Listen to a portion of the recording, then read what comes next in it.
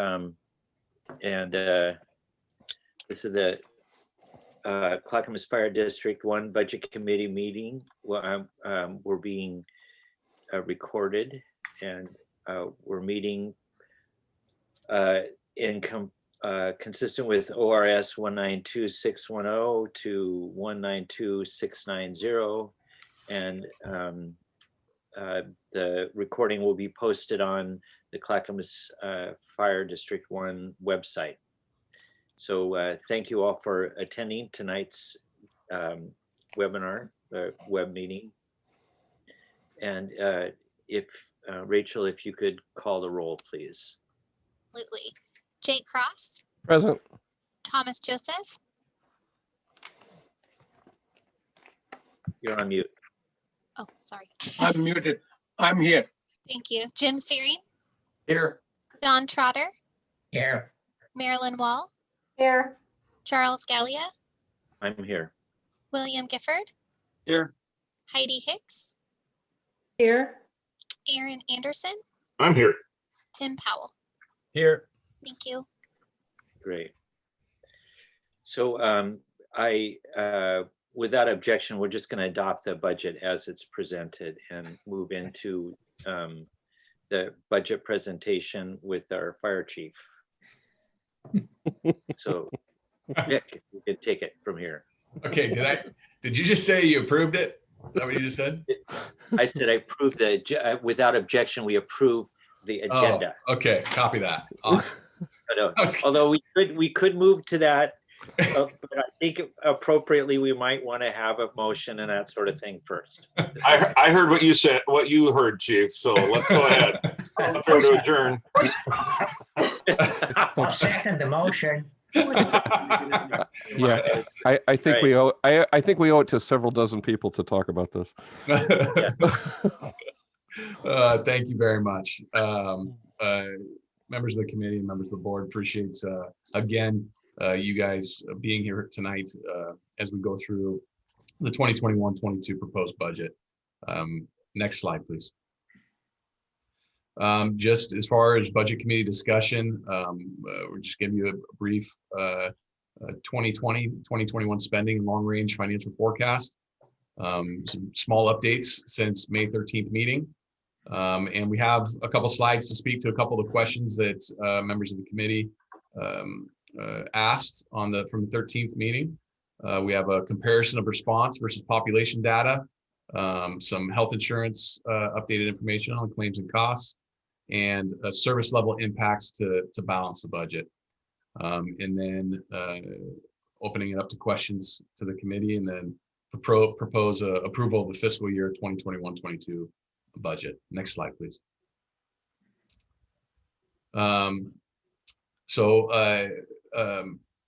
Christina, you want to move on from this slide? You want to handle this slide? That's what I meant to say. Sure. Yeah, absolutely. So just a couple small changes since we met last week. We were awarded the Wildland Urban Interface Grant, which is about $114,680. So we'll need to add that into the motion to, if there's a motion tonight, to approve this proposed budget. And also, I just got word this morning that we were awarded the GFOA award for the fiscal year 21 adopted budget as well. So that's good news also. Let me get it to move.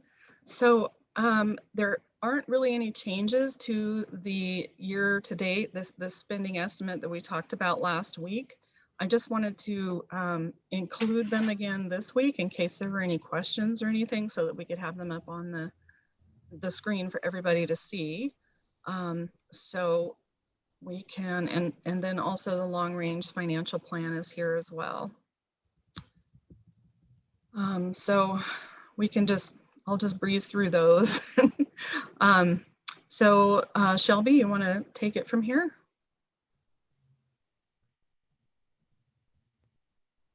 Hi, good evening. Yes. Last week's meeting, the committee asked about trends related to emergency responses and population in the fire district. So Data Services put together additional information for review. The first graph that you're seeing here is population versus emergency incidents. This graph is showing a 7.22% increase in population from 2015 to 2020, with an average of 1.41% each year, and an emergency response increase of 3.05% when comparing 2015 to 2020. Now, this does exclude Estacada fire responses during the 2020 year. However, this fluctuates from year to year, up and down to approximately 6%. The data shows that there is a natural variance from year to year, with some years trending higher and others lower. Though pinpointing the exact cause of these shifts is difficult due to the large variety of factors that contribute to our call volume. A hotter spring or summer may mean more bark deaths and brush fires than the year prior, or a particularly bad flu season may result in more EMS calls. Factors like these are difficult to control or predict. And then the next graph. That's really valuable. Thank you. Good, I'm glad. Thank you. This next table is showing us population to emergency response incident ratios. This table provides a ratio estimate to explain responses based on population per 10,000 people. So an example would be in 2015, our Clackamas fire population was 198,455. Crews responded to 21,842 incidences, which equates to 1,101 incidents per 10,000 people, as it compares to 2020, where the population increases to 212,780, and our crews responded to 22,508 incidences, which equates to 1,058 incidents per 10,000 people. So as I mentioned before, when comparing the 2015 to 2020, population increased by 7.22% and emergency responses increased by the 3.05%. However, this still equates to an overall ratio decrease of a negative 3.91% of incidents per 10,000 people. And I know that it was mentioned if we could break it down by incident categories, and that is available if anybody would still like to see that in the future. So, Questions? Sure. Excuse me. Thanks very much for doing this research. It would be nice to see it for longer than just 5 years, which is a pretty small window, but I don't know how far back your numbers go. But I'm wanting to know if there is a trend here to what would it be attributed? Sure.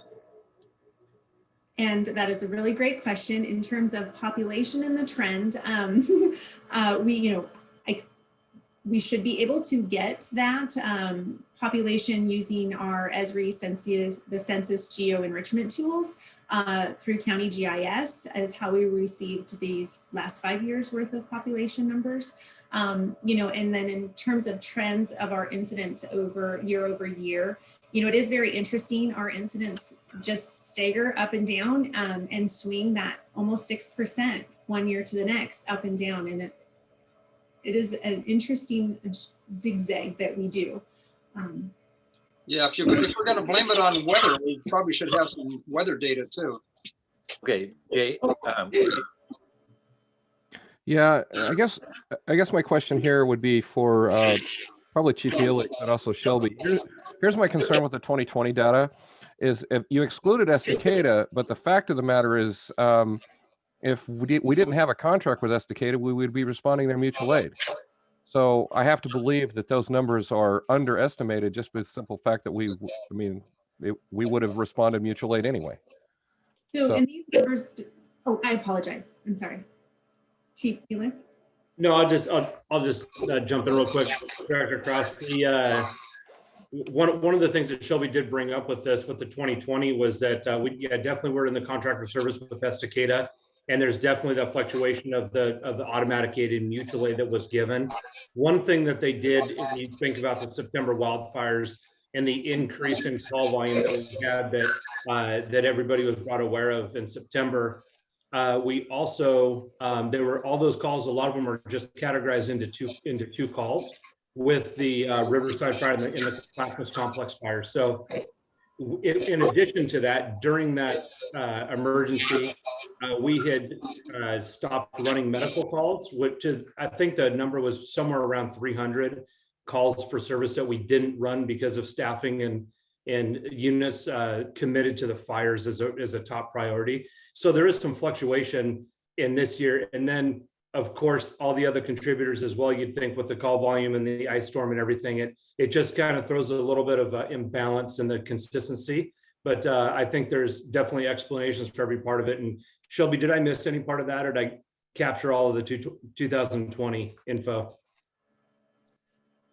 You did capture that, and we did not include mutual aid given to any of our neighboring agencies in this response data. This was solely incidents within our fire district, Director Cross. Yeah, no, I get that. I was just thinking that if we didn't have a contract for service with them, then obviously the numbers would be reflected as mutual aid versus not mutual aid. But no, I get it. But no, this is very good. It shows some really good trending data. So thank you.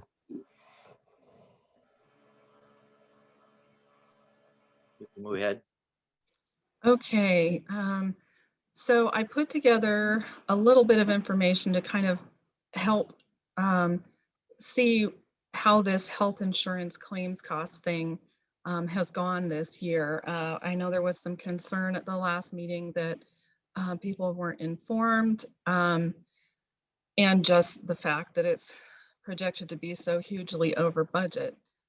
We did have a meeting this past week with LBG, our insurance broker, and I can talk about some of the things that we plan to change in the future there. But so this graph here, you can see the fiscal year 21 budget is 4.1 million, and that's total for claims and premiums, admin fees. That's what they call it. And so I just put kind of the status here off of the year-to-date budget reports that are in your board packets each month. I put the actual spent, you know, the percent of budget that is, the actual versus the budget. So we were still, you know, on December 31st, we still had 1.5 million left. The benchmark was 50%. And the spread between the benchmark and the budget, the percent spent, is a negative 14%. And that continues a little better in January, started kind of getting worse in February, March, and then in April just really jumped and took a huge leap. And I expect the same thing to happen in May, because I'm not sure that we have all of the most recent huge claim and stop loss payment in, because this is just through April 30th. So that'll be another number. And if it had stayed at the, you know, 14, 11% under budget, I mean, over budget, I wouldn't have been as concerned this year, because we've been able to make that up, I guess, in the past. But everything else, it's kind of like the perfect storm this year. You know, we get the spike year, we have all of these huge catastrophes that cost a lot of money, everything at once. So anyway, so right now we are 49%, we're at 149% of our budget, basically, or no, 132, I'm sorry. So, so we did meet with LBG this week and talked about what it means to be self-insured, and they do have kind of a summary that they've sent us on that. So I'm sure that we could send you a copy of that if you're interested. And just kind of how self-insured plans work, what the, you know, stop losses are, and all those kinds of things. And out of that meeting, we didn't really get an explanation of why this has happened this year, other than statistically every 5 to 7 years there is a spike year. And yeah, they couldn't tell us if it would be just 1 year, if it would, you know, could roll over into 2 years being way higher than normal.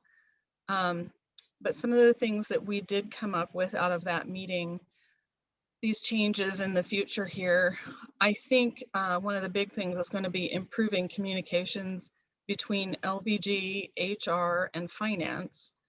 There's really been a disconnect there over the past number of years. And I think that's going to be really important with the new CFO as well. LBG talked about several reports that they have available and can provide related to claims and all of that. So I think getting those to finance on a regular basis also for review is important as well. I don't see anything at this point. So, and also assigning a voting position on the insurance committee to the new CFO. I would strongly suggest this, and that way that the new CFO will be able to be involved in the committee and, you know, part of the decision-making process. And then also apparently LBG has annual trainings and conferences, and I would also strongly suggest that the CFO attend those as well. Maybe he's an expert on self-insurance already, I don't know, but these were definitely some areas for improvement that we found after meeting with them. So I think this is the only slide on health insurance. So yes, couple questions. So Jay. So especially for the directors, but for everybody as well, the Chief Brown and I had a conversation yesterday about if we know we're going to have a spike here every 3 or 4 or 5 years or whatever, then we should be saving for it. I mean, if we have a known amount of money that we're going to spend, just like buying a fire engine, if we know we're going to have to spend $750,000 for a fire engine in 10 years, we should be saving for that fire engine. It's the same thing here. If we know we're going to be having we're going to have a spike here every 3 or 4 years, then we should be setting money aside and sticking it in a jar somewhere and having it in that jar so that when we do have a spike here, it's not a big surprise to us. So that's one of the things we talked about moving forward is somehow having some sort of fund set up so that when this does happen again in the future, that we know it's going to happen, that it's not as big of a surprise. So anyway, I don't know, Chief Brown, if you wanted to talk more about that, but I think that's very important moving forward. Yeah, no, that's perfect. Thanks, President Cross. And this is something that the committee has been asking us to do for a few years, as well as the consultants and speaking with Shop Steward Gordian. This is something that we're all on the same page with this. This is where we need to start preparing for this situation in the future.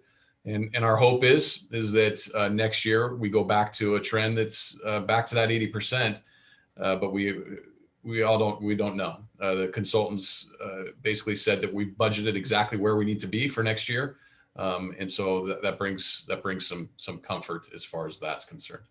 But setting up a spot for that so that we don't have to be coming to you like this in the future is the direction we're going to be going moving forward. All right, great. William has a question. Oh, sure, go ahead. Thank you. Well, now I have two questions. First, in relation to the previous comments, two things. One is, isn't this what our contingency fund is for? Is to prepare for emergencies, which, although we know are inevitable, are still unpredictable.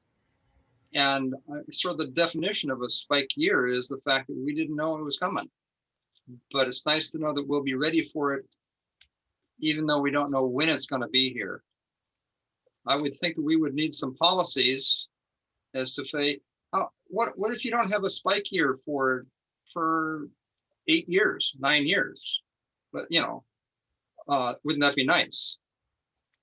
How much do you keep saving? What the LBG consultants recommend is that aggregate, to get to that aggregate level. That's what they recommend, is that you have that aggregate amount in a savings to be able to mitigate. And once you have that, then you can go back to business as usual. Yeah, then you would continue to you would budget at what their projection. So the key with this is getting the CFO and the consultants together pre-budget so that they can give us the accurate forecasts, which there's been a communication breakdown over the last few years to do that. And so that's the key, and that's what they were recommending.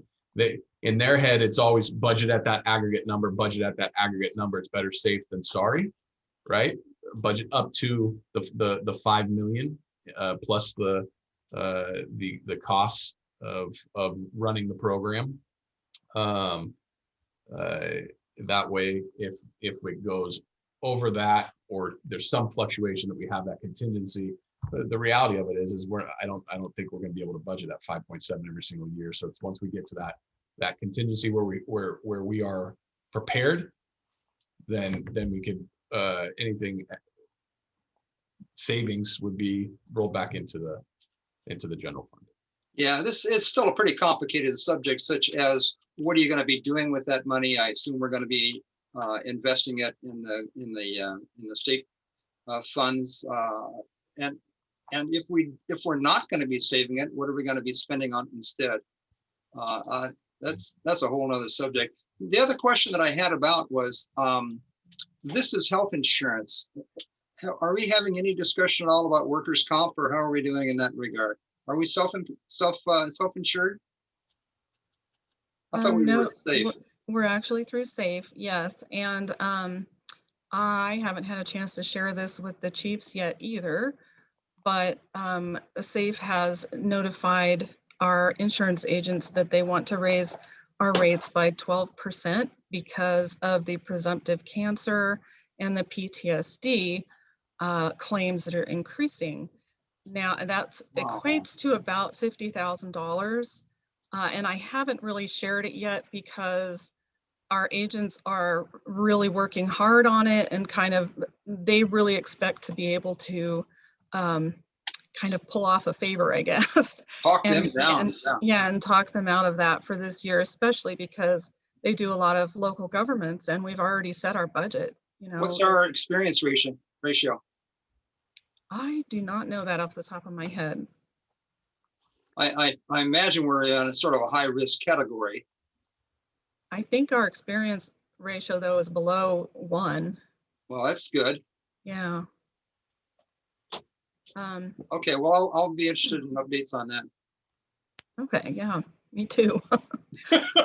I should have put that in as well. Anyway, one of the other changes. So just a couple things here that I wanted to add to the discussion. There's a lot of challenges that come with setting up reserves. I'm sure most of you know that. Basically you're setting aside a pot of money to not spend while other things are, being cut from the budget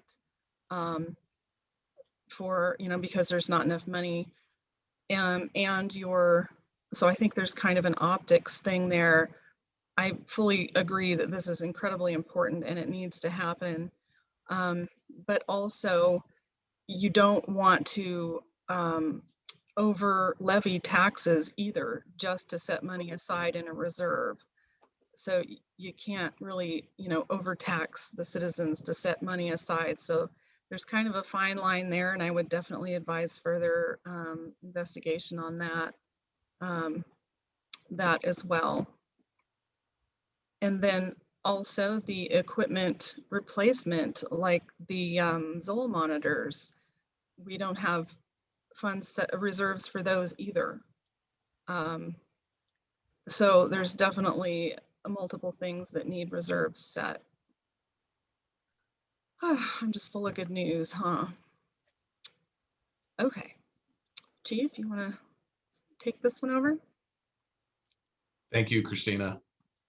Okay, so President Cross asked me, Nick, what's a balanced budget look like? And at this point, as we've gone through and cut the budgets to where we're at the point of programs and personnel. If we had to balance a budget, it would require a workforce reduction of 18 people. This would dramatically affect the level of service we currently provide. As the fire chief, my recommendation is to approve the budget as presented without any further workforce reduction. The new CFO starts June 7th, and we're going to continue to build off of our strategy to mitigate the current state, which will improve in our long-range forecast. We're going to build off of where we're currently at and look towards making those changes so that we can get in the right trajectory and better prepare ourselves for the future. At this point, I would like to open this up for any questions. I believe that's the next slide, right? Yeah, I would like to open this up for any questions or further discussion regarding what we brought before you today. I would be happy to answer anything. Yeah. Yes, sir. I have a real concern about statistics in isolation as you kind of catching on. When you say 18 people, yes, that's 18 out of how many? Currently we have 293. It's 300, yeah. Yep. And that are, and then we have volunteers on top of that, but it's 293 paid. The reality of where we're at is it's cutting service and programs and that affect the public. That's what I do not want us to go there. I don't want us to cut any positions at all, but I'm just, if we have to move in that direction at all, yes, is there any possibility of backfilling some of those positions with volunteers? It doesn't sound good to the union, I know, and I don't like the idea. Yeah, I'm wondering what level of positions would have to be cut. Are you talking about actual, like, where are they in the organization? I'm sorry with your question, William. Yeah, I don't know that you need to answer which areas would need to be cut. I'm just saying that, is there a possibility if some were cut that they could be filled with volunteers? Well, yeah, I think there's always that possibility. I don't know how many volunteers would come in and work the 8 to 5 or if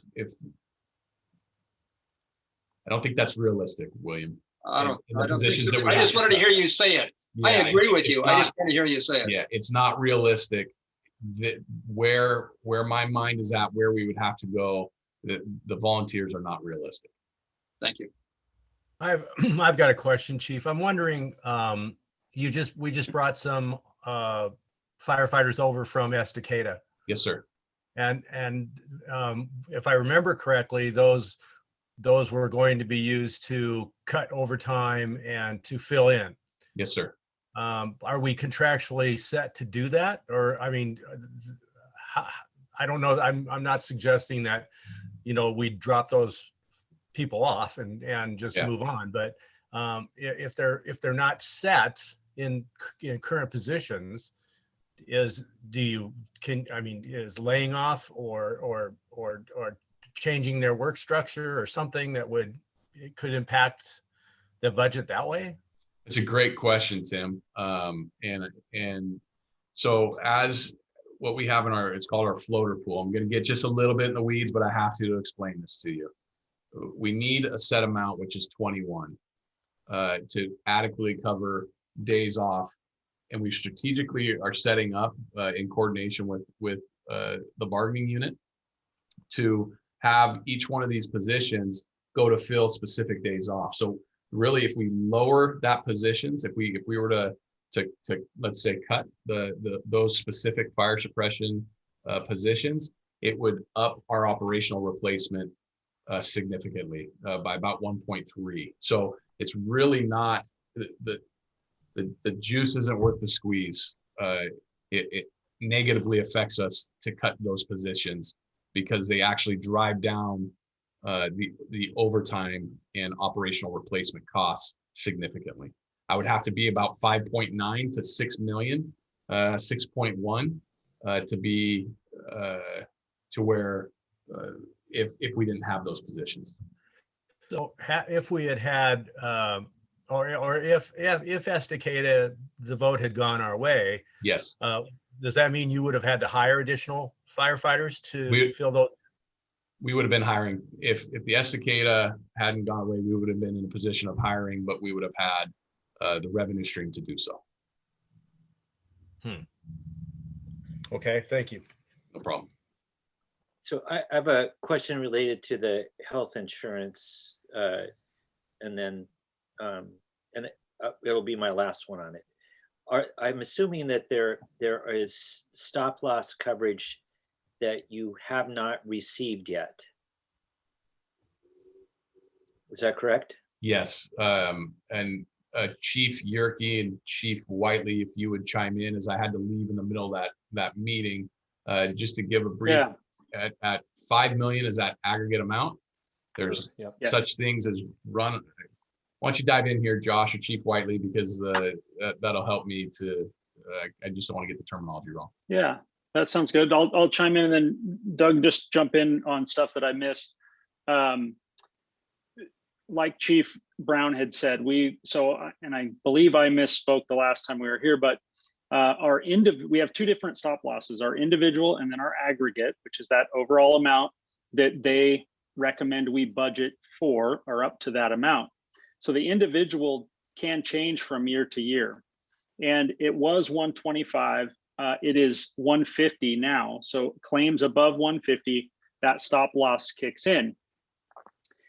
The aggregate amount, we could be above the aggregate amount, but because of run in and run out, which can be simply explained as bills that weren't paid or bills that need to be paid for a different calendar year, will affect that aggregate number of 5 million.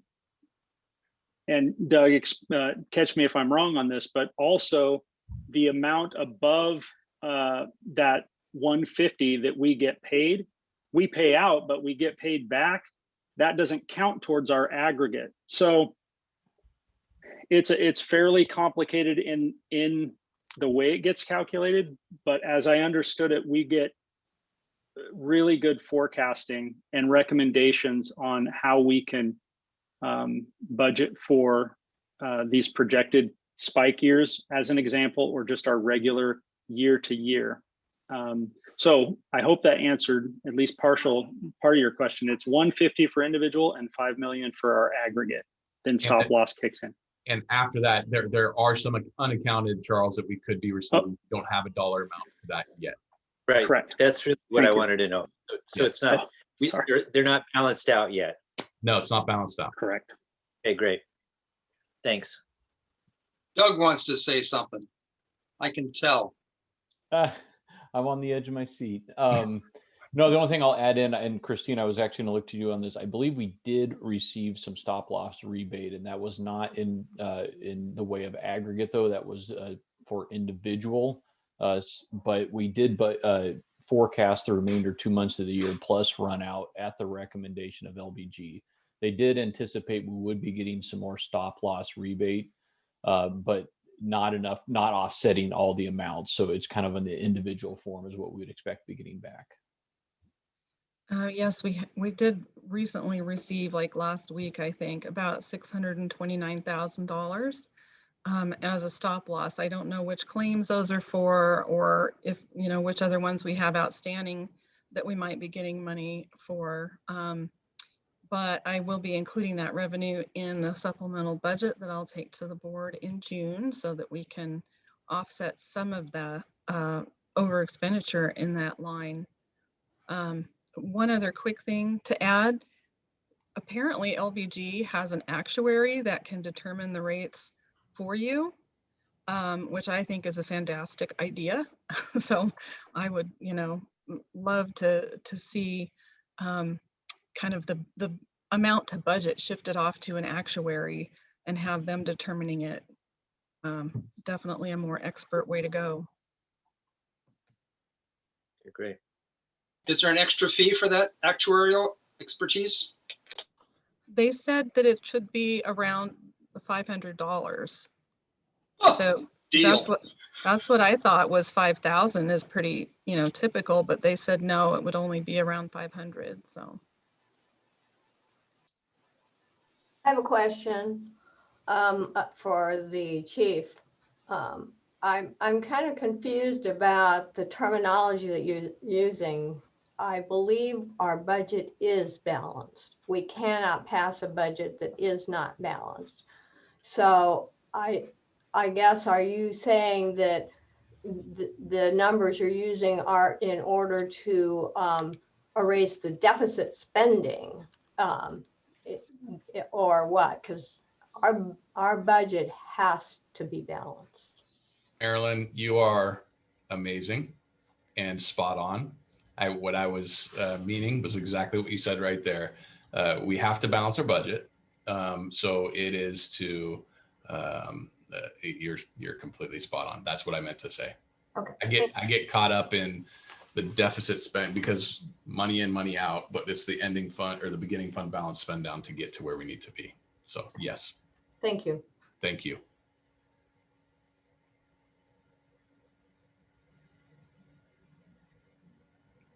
William. Okay, William. Thank you. Just as a procedural thing, it seems to me as though one of the very first slides that Christina showed said that we had a little bit of unanticipated money that we need to be able to show.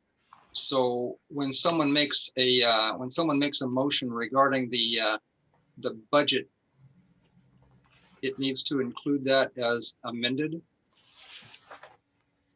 Yes, and I do have that added on to the last slide in our PowerPoint when we're ready. If you want me to share that screen again so that they can get the motion. Thank you. And I have one other question. It's not specifically related to passing the budget, but it is about the format and process of budgeting. And I don't know when to ask such a question. I would love it right now. Yeah. Okay, good. Is this an okay time? The process that the fire district goes through for budgeting is different than other budget committees that I sit on.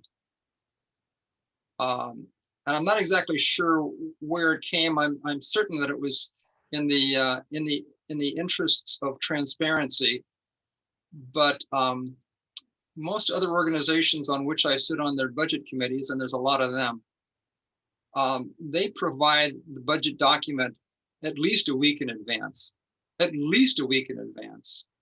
All budget committee members have the opportunity to look at it and either email or phone or make an appointment, come in and talk to the CFO or whatever, and get all of that done. Maybe it's different this year because of the transition to the new CFO. I don't know what the situation was, but I felt pretty unprepared when we first got this document. I've been reading other budget documents for a couple of weeks now, and then to have this document only available the actual day of the day of the meeting for all intents and purposes.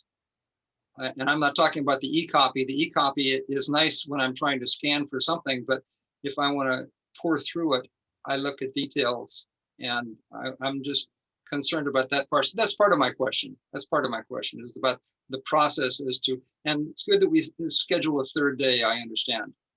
Can I just speak to that real quick? Everybody wants to.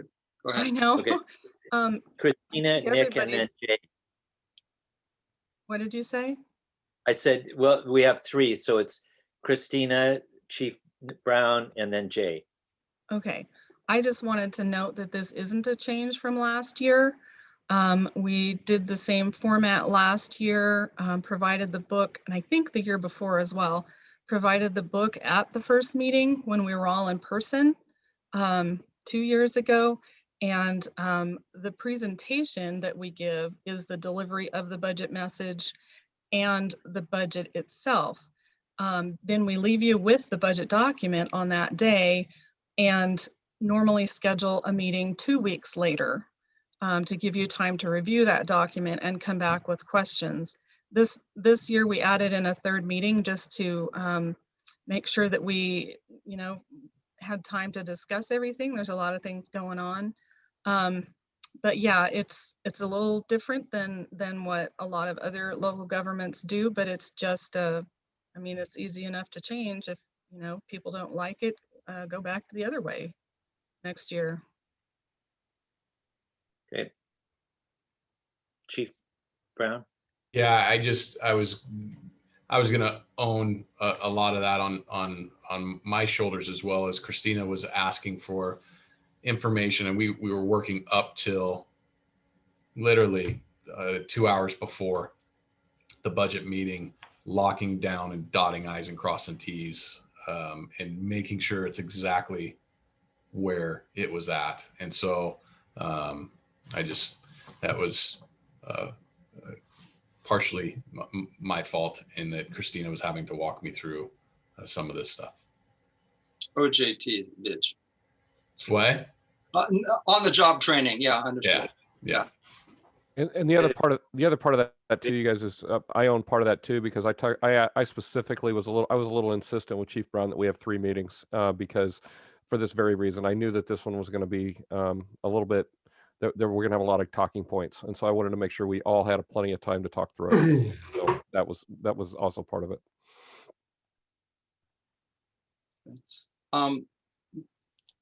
I'll let that ride for now. I still think that there's a way that we could tighten this up and make more efficient use of our time. We have a lot of high-powered people here that it's taking a bit of their time. Just for fun, and just because that's the way I do things, I like to look at great detail. And at the end of this entire book, I'm looking at the booklet now, in section 10, there's glossaries and stuff like that. I read stuff like that. I proofread stuff like that. One of the things that popped out to me was this Accounting Policies and Procedures Manual was last revised on September 30th, 2009. That seems too long of a take for policies to be reviewed and looked at.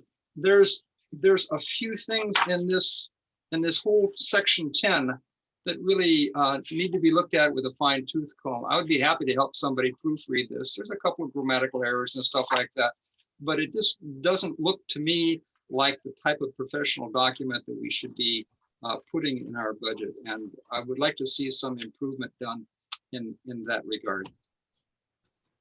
That's all I want to say. I would love that, William. We, as the CFO comes in the first week in June, let's get a little bit, but let's set up a meeting between you, me, and him, and I would love that. I'd be happy to. Thank you. Thank you. Great. So any other questions? That we're actually in the general discussion phase? Yeah, actually, I have a couple of comments, but before I speak, we haven't really heard anything from Jim or Thomas or Dawn as well, and so I think we should probably let them have a chance to chime in.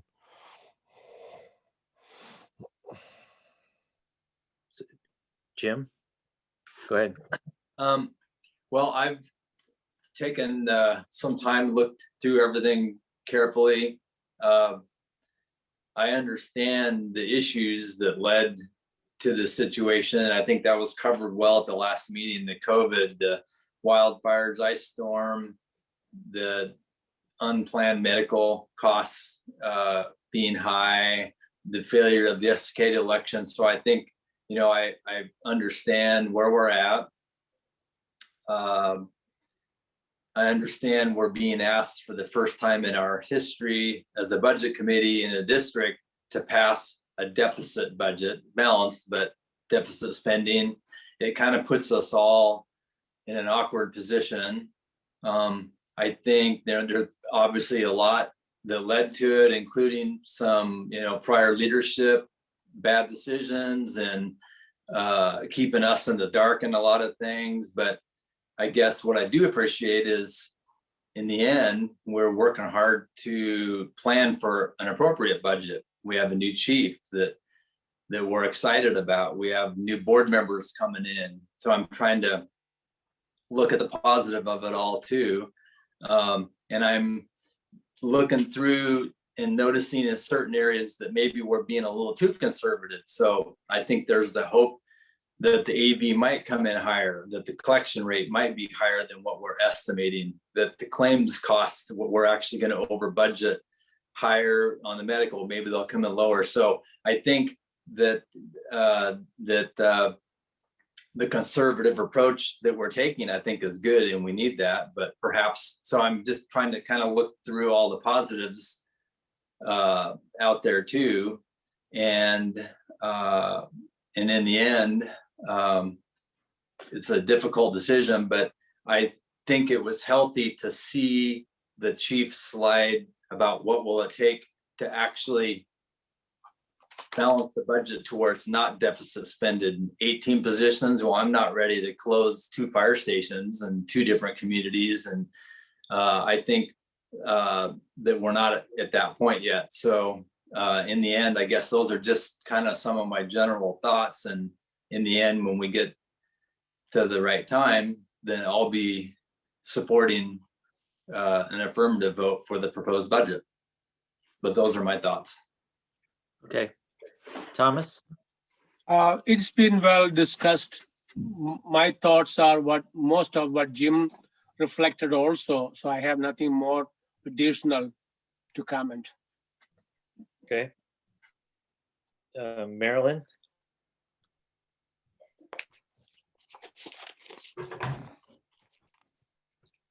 Oh, thank you. Yes, deficit spending is nothing that I'm ever anxious to do. I think, however, that I've listened carefully to Chief Brown's pitch, which is, give me a year.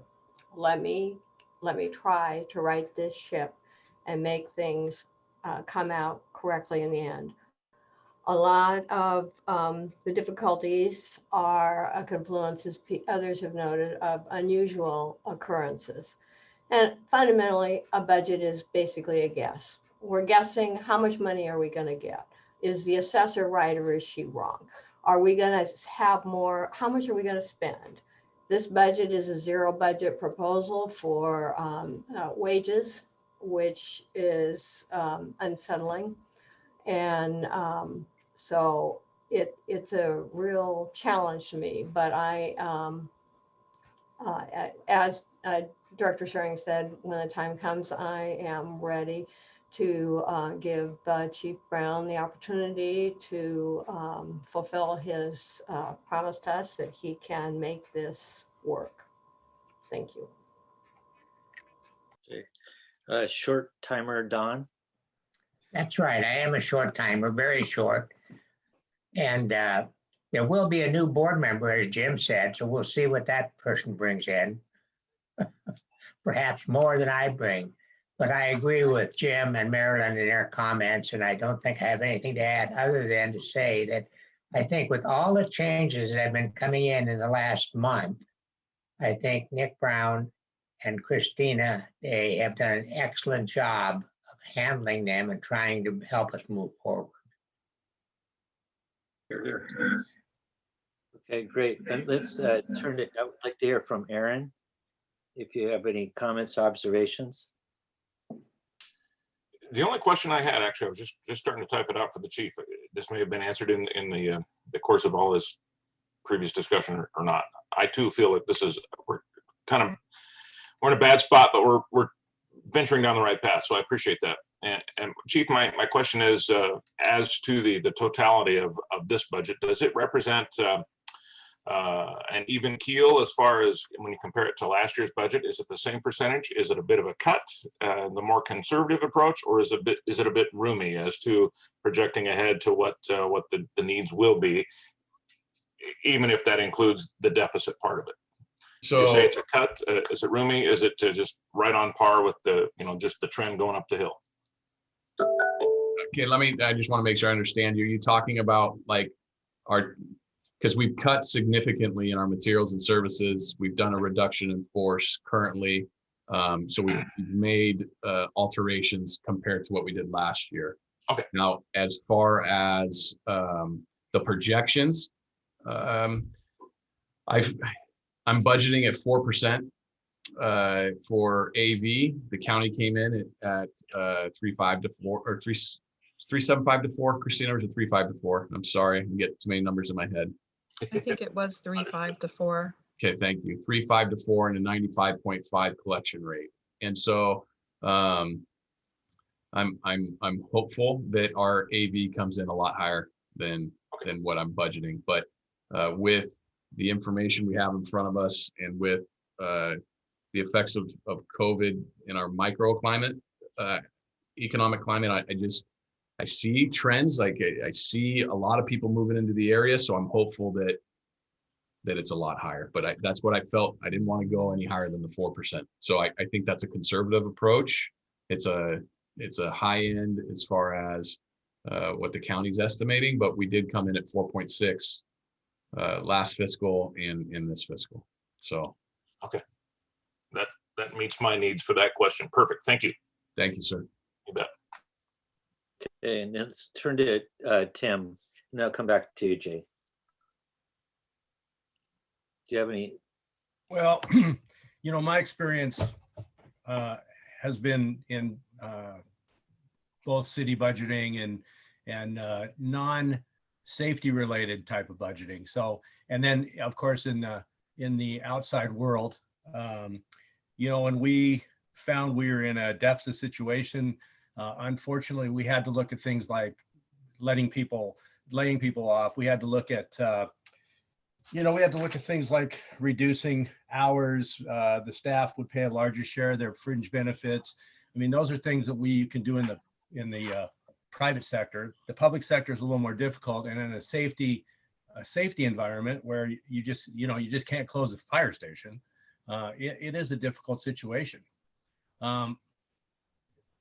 So, it's difficult. I look at a lot of this spending, and I think, really, are there certain things there that we can do without?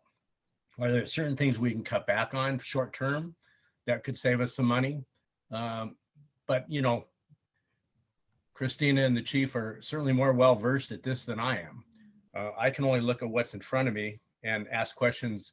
I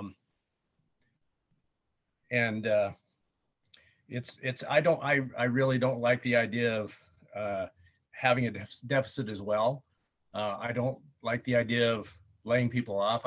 It's a tough world out there. There's a lot of people without jobs, but it's difficult. It's certainly going to be a difficult year. And, assuming that we have the same weather we had last year, it's not going to get any better, I'm afraid. So, we've got to look long-term, and I clearly hope the chief has something under his hat that he can pull out to make this work. I'll certainly be there to support him any way I can. But okay. Saying that, that's enough for me. All right, so I'm going to turn to Jay, but I also want to still hear from Heidi and William. Thank you, Charles. I just want to chime in as the fifth board member here of what Jim Searing said. I 100% agree with what he said, and also what Director Wall said too about I'm not a big fan of deficit spending, but I also trust Chief Brown, and giving him a year I think is the right thing to do. And I've been walking this walk with him to some degree since he got handed this baton, and I do trust and I do believe that he's got a great outlook for the next 3 years. And I know we're not talking about a 3-year budget at this point. We're only talking about getting through this one, but I think his vision for righting the ship over the next year and moving forward over the next 3 years is a good one at this point. Obviously things are fluid here, but I do trust his what he's doing. So that's my 2 cents moving forward. So thank you. Great. And then Heidi. Yes, hello, thank you. I guess I would probably piggyback on what some others have already said. I know in my experience, I believe it'd be extremely difficult to get out of a deficit spending budget without cutting headcount. And I don't know, I know crew sizes have something to do with that, whether or not, we've looked at that and if there's opportunity there to reduce maybe some crew sizes at any point. Certainly would have to be some serious continuous improvement efforts, right, to get through this year and make improvements by the end of the year. Not impossible, but definitely difficult. So, and this is, I guess I would reiterate with everybody else, not something that I typically have or approved in the past, because it is a super difficult situation, but I do understand, we have new leadership and there'll be new direction. And I'm hopeful to see some good changes. Okay, great. William?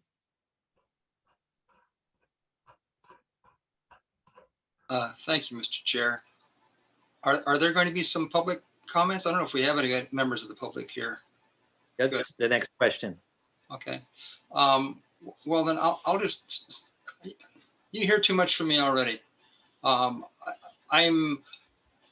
anticipatory of 4 new players. We have 2 new commissioners, the new chief and the new CFO. I'm looking forward to this being a game-changing year and turn things around. Okay, great. All right. So to the next question that you brought up, Chief. I just was texting back and forth. It's our CFO. I'm just waiting to see. He was going to try to be here tonight. He just couldn't attend, but he's accepted fully. It's Mark Whitaker. He currently works for Portland Fire Bureau, and will be starting with us June 7th. And so we're excited to have him. He was unable to jump on today, and he apologized, but he has told all of his staff that he's moving on, and that was the holdup. He had told the city that he was leaving. He just hadn't told his staff yet, so that's why I couldn't mention his name before. But I just got he's done that, so we're good to go as far as his name now. That's great. So Rachel, did we have anyone sign in for public comment? Thank you, Mr. Chair. So no, we did not receive, I didn't receive any messages or any emails prior to the meeting. However, it does look like we may have some folks attending the meeting tonight. So I don't know if you want to give them the opportunity to raise their hand if they have a public comment. That's another option that we can do if you'd like. Okay. So if there's someone here that's in attendance that intended to participate in the public comment process, if you could raise your hand. And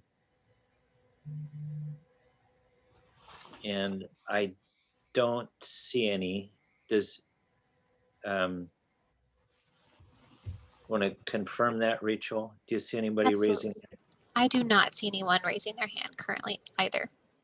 Okay, great. So at this point, we'll turn over to the recommendations, and there are 3 recommendations for staff regarding the proposed budget for the fiscal year 21-22. Charles, I'm sorry, can I interrupt maybe just really quick? There was one other thing I wanted to say if I could. Oh, sure. Obviously I think some may know or don't know, but I am an employee with Tualatin Valley Fire. And I noticed one of the things too, and where typically a lot of budgets get cut when you have deficit budgets or even a balanced deficit budget, is in support services. And my only comment on that would be that it's extremely hard if operations is not being cut to cut support services and be able to continue to support as a backbone the rest of the organization. So my only comment on that is I think just be super careful with looking to only cut funds out of support services and not cut in any way in the operations side. So anyways, that's all I wanted to add. Great, thank you for the insight.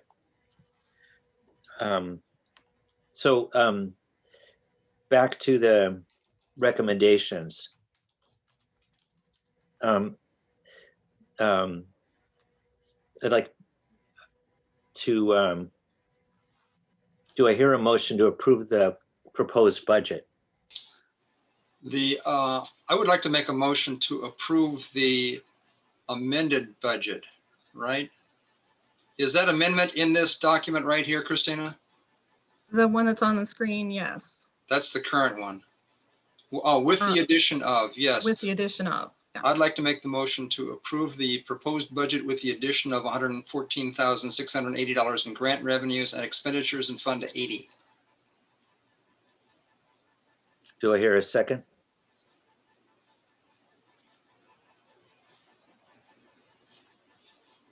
I will second it. Jay Cross. Okay, great. It's gonna have a little bit of a stressor there. Dies for lack of a second. Yeah. Okay. So what I'm gonna do is, let's call a roll. Rachel? Absolutely. Jay Cross, Yes. Thomas Joseph, Yes. Jim Searing, Yes. Don Trotter, Yes. Marilyn Wall, Yes. Charles Gallia, Yes. William Gifford, Yes. Heidi Hicks, Yes. Aaron Anderson, Yes. Tim Powell. Yes. Thank you. Okay, the motion passes. So the next recommendation is, can I hear a motion to approve the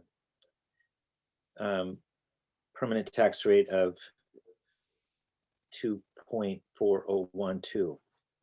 So moved, Anderson. I'll second that. Okay, it's been moved and seconded. Rachel, can you call the roll? Absolutely. Thomas Joseph, Yes. Don Trotter, Yes. Jim Searing, Yes. Marilyn Wall, Yes, only because I can't get more. Jay Cross, Yes. Tim Powell, Yes. Aaron Anderson, Yes. Heidi Hicks, Yes. William Gifford, Yes. Charles Gallia. Yes. Thank you. And third, can I hear a motion to approve the levy for bonded debt of $2,059,409?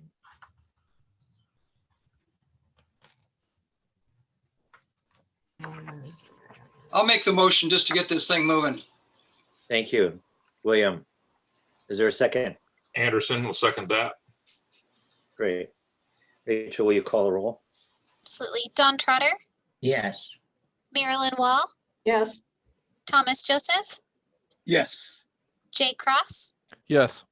Jim Searing, Yes. William Gifford, Yes. Charles Gallia, Yes. Heidi Hicks, Yes. Aaron Anderson, Yes. Tim Powell. Yes. Thank you. Okay, that motion passes. So is there any further business? Hearing none, get a motion to adjourn. I have a question. All right, you're out of order, Don, but that's okay. You're privileged at this point. Thank you. Does this mean our meeting on the 27th has been canceled? Correct. Yes. Thank you. Oh, and Charles, I had a question too. All right, Is it okay to ask a question? that's you. You're running a deficit here. We're running into trouble. Okay, my question will wait then. I'm fine. Okay, well, this is our last meeting, so it's either now or never. It's probably a question more for the board. I'll ask it at our next meeting. So, Sounds good. and All for right. the chief, but So last comment before we adjourn, Chair. Thank you, everybody. I just want to publicly say, first of all, to the Budget Committee members, you guys, thank you for volunteering to step up and help us through this process. It can't be done without you. Staff, Chief Brown, your people, thank you so much. I know this, and Christina, I know this was a very trying experience when Chief Brown's handed the baton, and this is part of what he's been handed. I know that he's lost some sleep over this. I want to thank you guys for your strong work of getting us to this point. and presenting us a package that we were able to get through in a couple of nights. So I want to thank you guys all for your hard work. I know that's not enough for the amount of work that you guys did to get us here, but that's all I can do at this point. So thank you so much. And we do recognize and appreciate your efforts. So Thank you, President. All right, without further ado, this meeting is adjourned. Thank you.